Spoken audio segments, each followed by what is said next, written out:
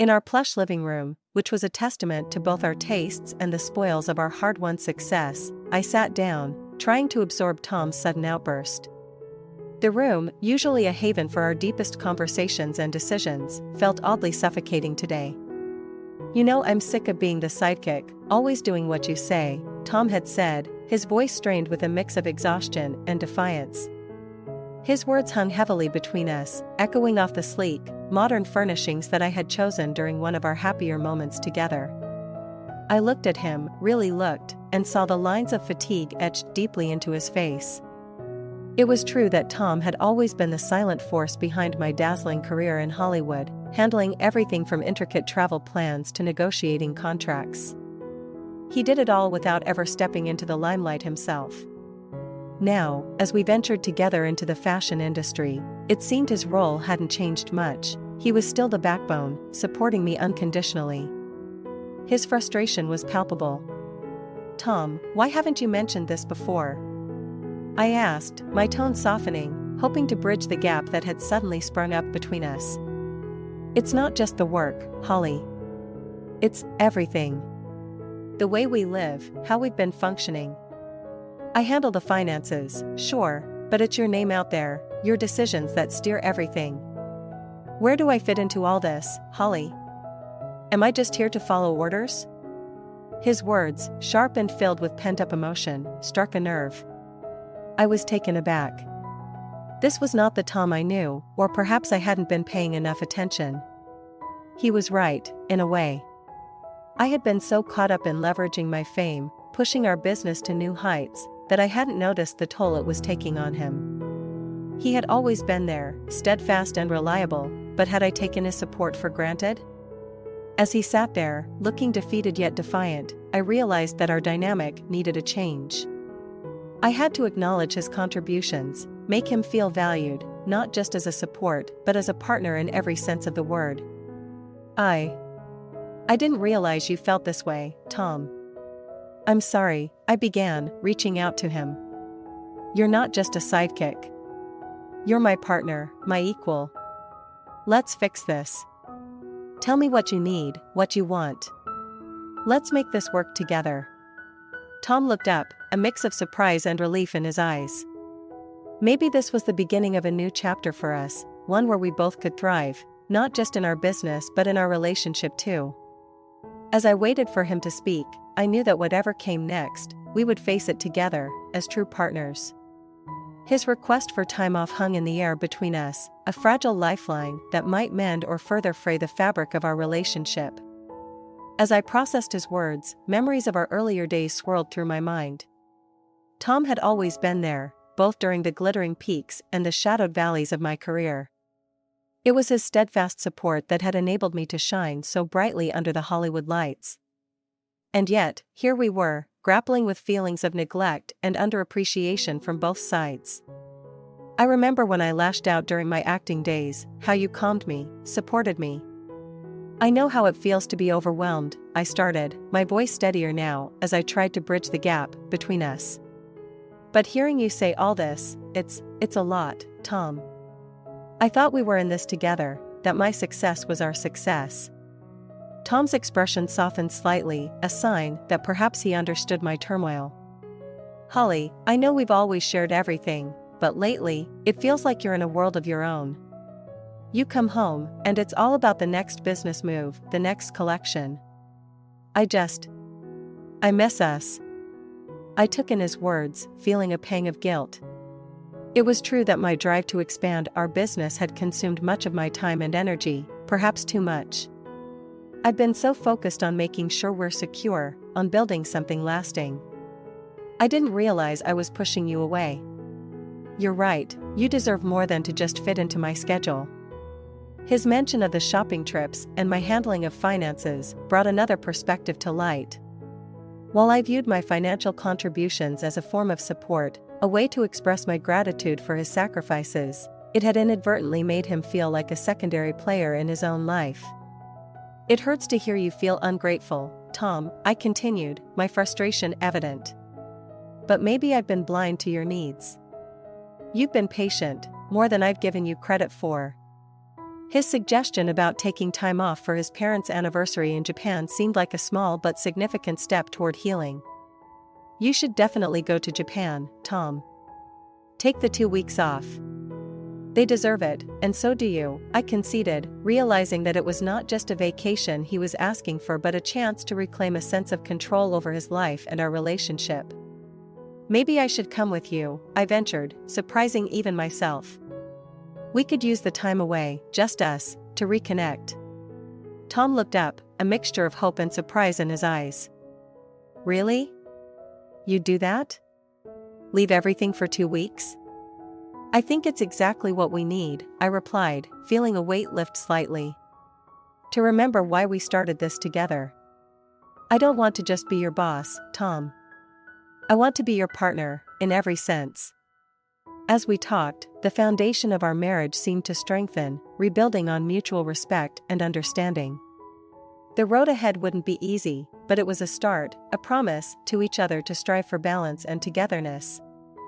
The conversation was far from over, but as we discussed plans for Japan, I felt a glimmer of the old warmth returning between us.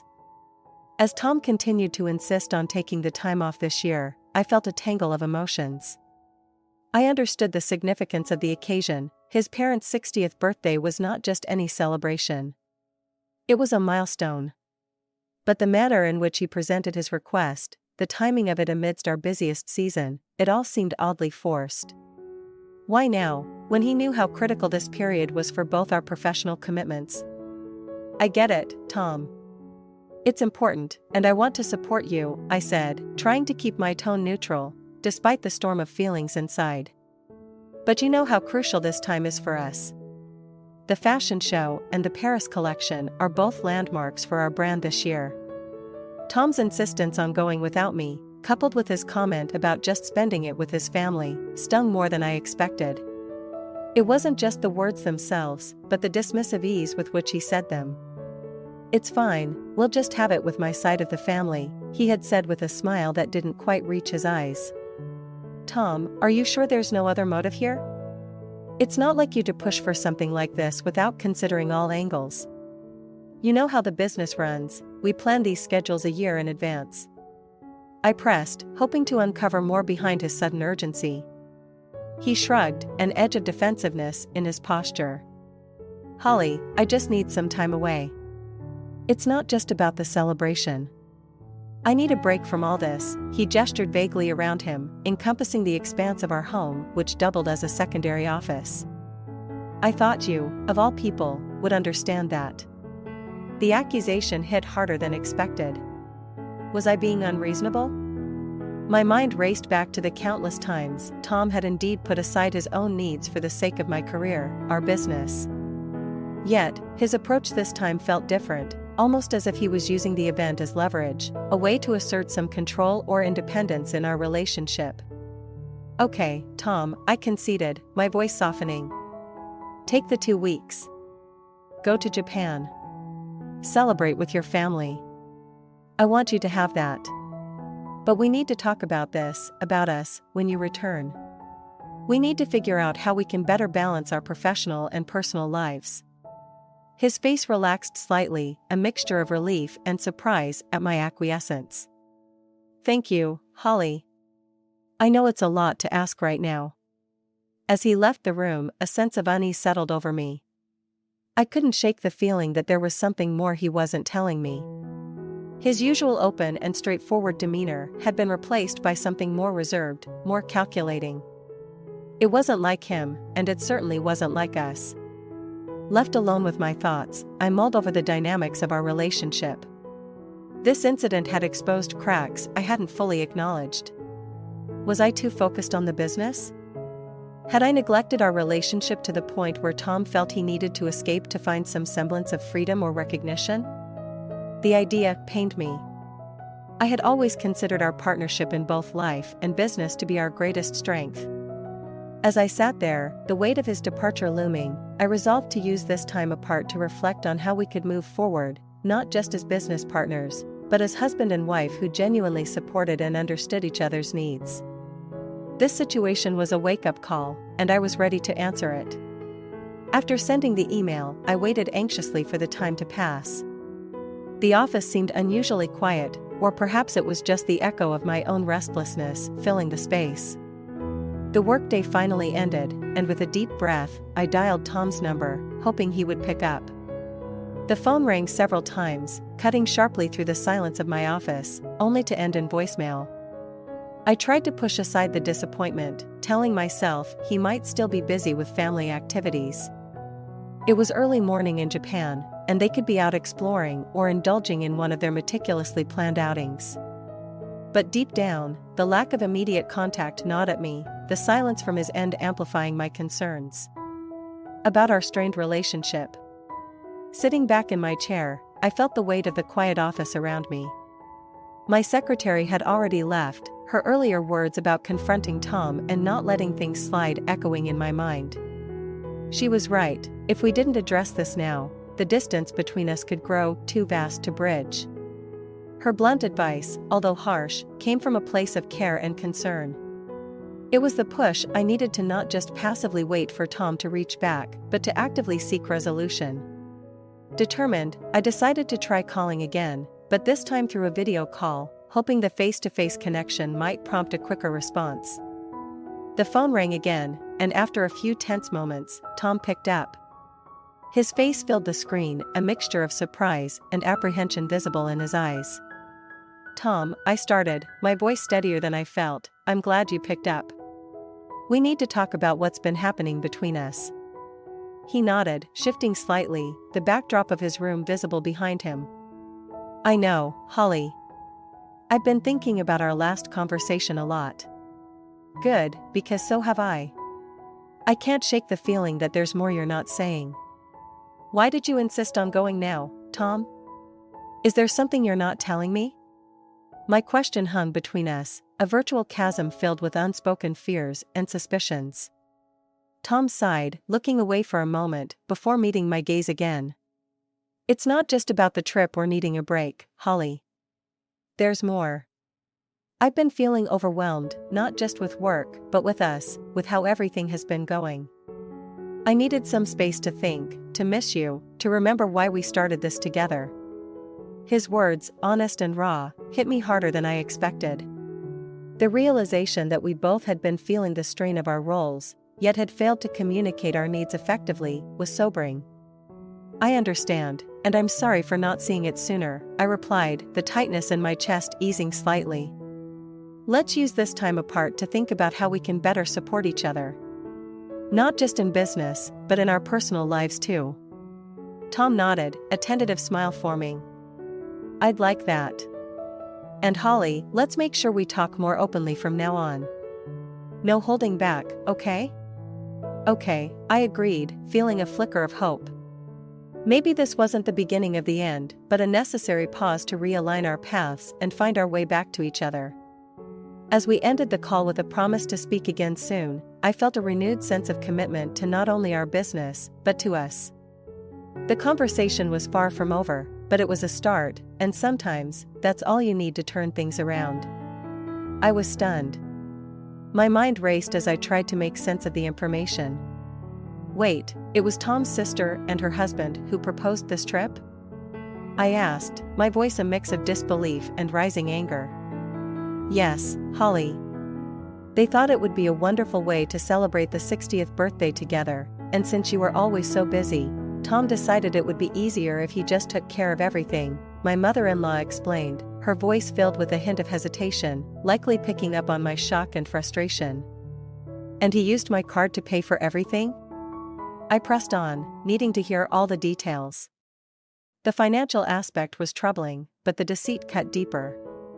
Tom had orchestrated this entire trip behind my back, not only leaving me out of the decision-making, but also financing it with my resources without my consent. My mother-in-law sighed, "Yes, dear. He said you were too caught up with work and he didn't want to burden you with the details. He thought you'd be okay with it since you couldn't join. He just wanted to make everyone happy." Making everyone happy. I echoed her words, the irony bitter in my mouth. My thoughts were a whirlwind. All these years, Tom and I had navigated our marriage with the understanding that we would communicate and make decisions together, especially significant financial ones. This breach of trust felt like a slap in the face. I paused, taking a deep breath to calm myself. Thank you for telling me, really. I need some time to process this. Please enjoy the trip, and don't worry about the money for now. We'll sort it out when you return. Of course, Holly. And I'm truly sorry about this mix-up. We'll talk more when we get back, she replied, her voice warm yet filled with concern. After hanging up, I sat in stunned silence, my mind racing. Tom's actions were completely out of character. Was there something else bothering him that led to this? His usual prudence and respect for our shared financial decisions were part of the foundation of our trust. As I mulled over these thoughts, a deeper worry crept in. What if there were other things he hadn't told me? The trust we had built felt like it was crumbling under secrets and unilateral decisions. Determined to get to the bottom of this, I decided that a more direct confrontation was necessary. It wasn't just about the unauthorized use of money anymore, it was about understanding why he felt the need to hide his plans and go behind my back in the first place. I set up reminders to call Tom again, repeatedly if necessary, until we could have a thorough and hopefully honest conversation. I needed to hear his side of the story, to understand his reasoning, and to see if our marriage could withstand this breach of trust. Until then, every minute felt like an hour, and every unanswered call increased my resolve to seek transparency and possibly, a way to salvage what we had built together. The revelations about the trip and Tom's financial maneuvers left me feeling a whirlwind of emotions: betrayal, anger, disappointment. As my father-in-law's words sunk in, my heart raced with the implications of what had been done behind my back. Tom, the man I trusted with both my heart and our business, had used our resources without my consent, propelled by his sister and her husband's influence. I appreciate your honesty, I said, trying to maintain composure over the phone with my in-laws. It's important we handle this delicately but decisively when you return. My mother-in-law's voice quivered with anxiety. We had no idea, Holly. We thought it was a gift. Had we known, we never would have accepted. We'll make it right, I promise. I sighed, pinching the bridge of my nose.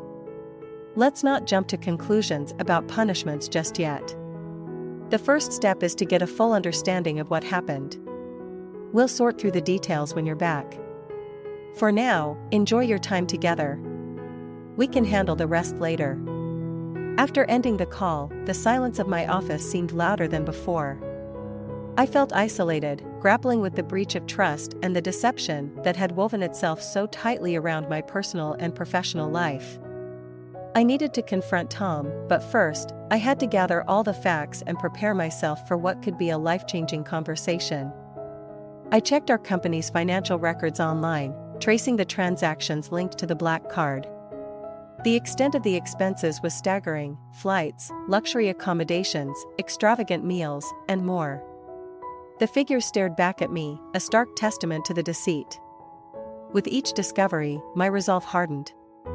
I needed to protect not only my personal interests, but also the integrity of our company.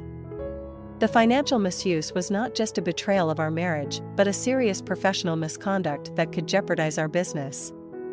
I drafted an email to our company's legal advisor, outlining the situation without too much emotion, seeking guidance on the steps we could take to address the financial irregularities and the potential misuse of company assets. I copied our CFO to ensure transparency and to prepare them for the potential fallout. As I leaned back in my chair, the weight of leadership felt heavier than ever. Being a female CEO in a competitive industry was challenging enough, without internal betrayals. My mind wandered to Tom's sister and her husband, their disdain for me, their competitive jabs, and now this covert operation to perhaps undermine me through Tom. The phone buzzed. It was an email alert from the advisor, agreeing to meet first thing the next morning.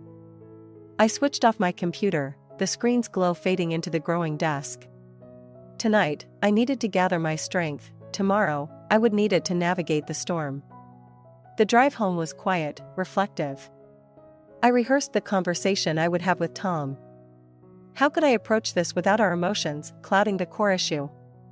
How could we possibly rebuild trust after such a betrayal? Upon reaching home, the house felt emptier than usual, the silence a stark reminder of the distance now between Tom and me. As I prepared for bed, the strategy for the coming days took shape in my mind. It would be a blend of personal confrontation and professional maneuvering. No conclusions tonight, just preparation and resolve. The future of our marriage and our business hung in balance, and I was ready to fight for both. Of course, the house is fine, I replied, my voice cold and even, a stark contrast to the turmoil brewing within me. Tom's attempt to divert the conversation was clumsy, transparent. It was clear he sensed the ground shifting beneath him, yet he couldn't grasp the extent of his own peril. Look, Holly, I just wanted to check in, he continued, his voice attempting to regain some of its usual cheerfulness. I hope you're not too swamped with work. I manage, I said curtly, not willing to provide any comfort or semblance of normalcy in our conversation. Tom, while you're there, I suggest you enjoy your time. We'll have plenty to discuss when you return. There was a pause on the line, and I could almost hear his mind working, trying to decipher my tone, the subtext of my words. Sure, Holly. We'll talk when I get back, he replied, finally, a hint of unease creeping into his voice. After hanging up, I sat in the dim light of the living room, the shadow seeming to echo the darkening of my thoughts. My plan with his parents wasn't just about revenge, it was about setting things right, about ensuring such breaches of trust and professionalism never occurred again. If Tom thought he could manipulate his way through this with simple charm and empty apologies, he was sorely mistaken. I reached out to my legal advisor again, detailing the necessity of tightening our financial oversight and expressing my intentions to audit all recent transactions thoroughly. We need to be prepared for any discrepancies, I explained. I want a complete review of all expenses charged to the company over the last 6 months. The advisor agreed, promising to have our finance team start first thing in the morning. I knew this was just the beginning. The upcoming audit would not only reveal the extent of Tom's indiscretions, but also serve as a deterrent to any future attempts by anyone within the company to misuse their position. My next call was to a private investigator. If Tom was engaging in activities that could further jeopardize our company or our personal lives, I needed to know. I need a full report on his activities during the trip, I instructed. Especially any interactions with his sister's family and any financial transactions he might be trying to hide. As I laid the groundwork for what was to come, a part of me mourned the relationship we once had. But that sorrow was quickly swallowed by a surge of determination.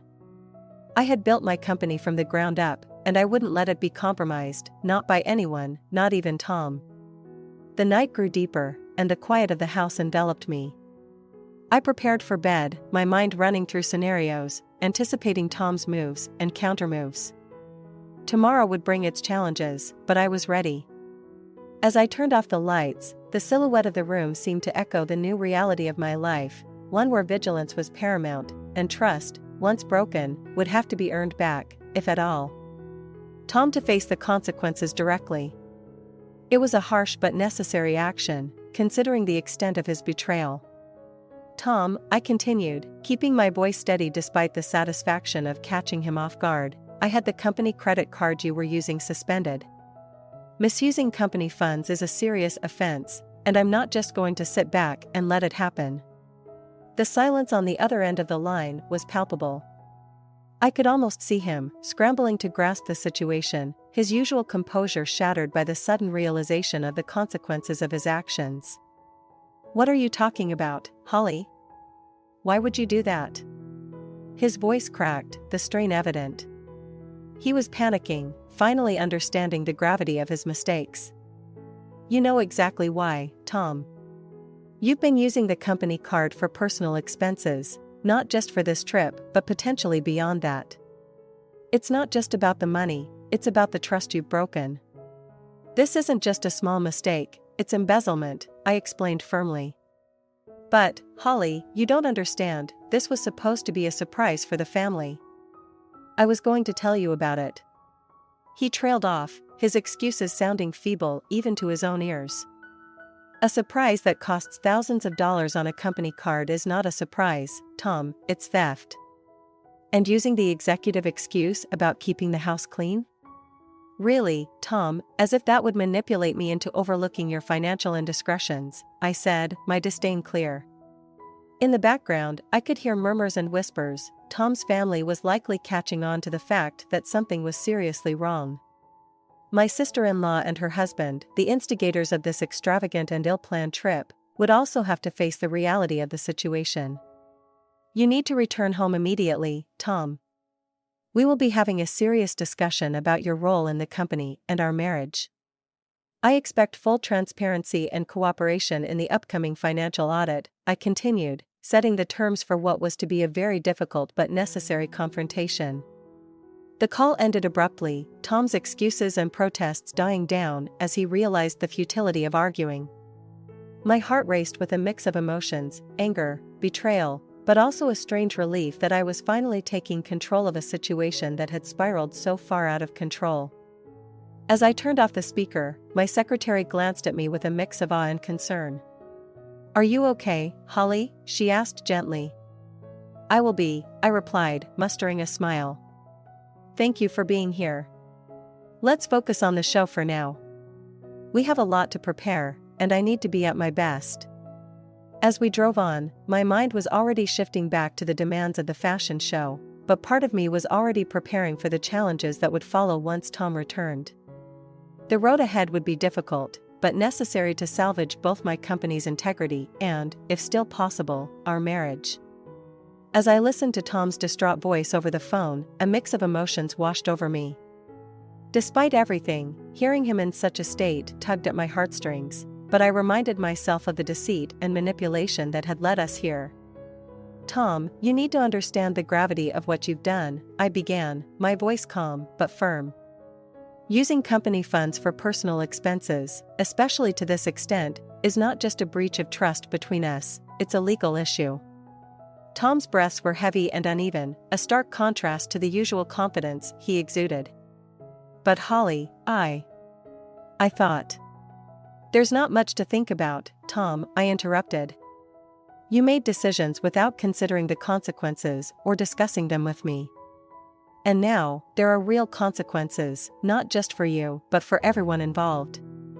I could hear the desperation in his voice as he tried to grasp at any semblance of sympathy. "Holly, please. I'm in a real mess here. Can't you see? What am I supposed to do now? The hotel staff are aware of the situation. I've explained everything to them. They won't press for immediate payment, but you will need to sort this out legally when you return. As for now, you need to handle the situation there with your sister and her family. It's time you took responsibility," I explained. Tom was silent for a moment, likely processing the lifeline I had extended by speaking to the hotel staff. "Thank you, Holly. I don't know what to say." "There's nothing to say right now, Tom. Just come home safely, and we'll sort out the rest here," I said, signaling an end to the conversation. As I hung up the phone, my secretary looked at me with a mixture of admiration and concern. "Are you okay, Holly?" she asked, her voice tinged with worry. I nodded, feeling a strange sense of relief mixed with sadness. "I will be," I reassured her. "Thank you for sticking by me through this. Let's get back to work. We have a show to run, and I don't want this mess to distract us any further." As we turned our attention back to the preparations for the fashion show, my mind was still partly with Tom and the chaos he was experiencing. But I had a business to run, and my focus needed to be on the success of our upcoming event. The personal turmoil would have to wait until the dust settled, and I could confront Tom face to face about the future of our relationship and our business. In that moment, as I watched my team working diligently around me, I felt a deep resolve to protect the company I had built from the ground up. No personal drama could be allowed to jeopardize that. The entire ordeal had taken a twist I hadn't fully anticipated, but in the chaotic whirl of events, I found a bizarre sense of closure. The shock of seeing Tom and his sister's family stranded in such dire circumstances might have been overwhelming for some, but for me, it was a stark reminder of the consequences of their actions. After ending the chaotic video call, with Tom's desperate pleas fading into the backdrop of an angry crowd, I sat back and let out a long, slow breath.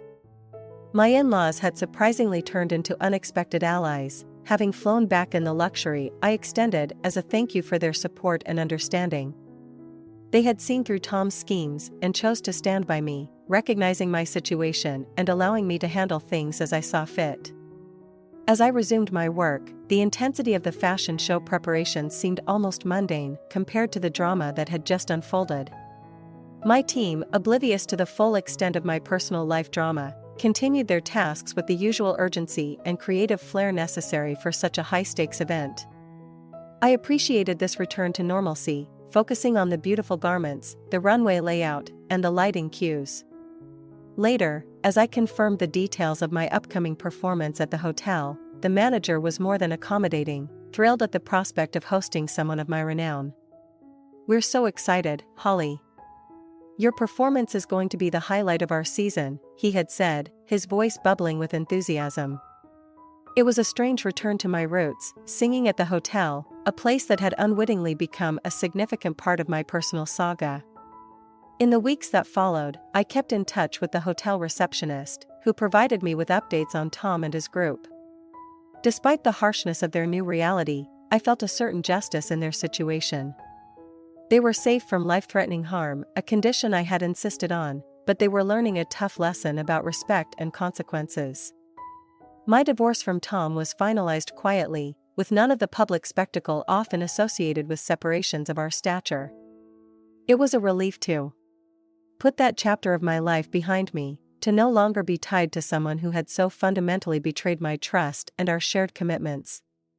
Life since then had been refreshingly peaceful. My relationship with my in-laws remained strong, a rare outcome in such situations, but one I cherished deeply.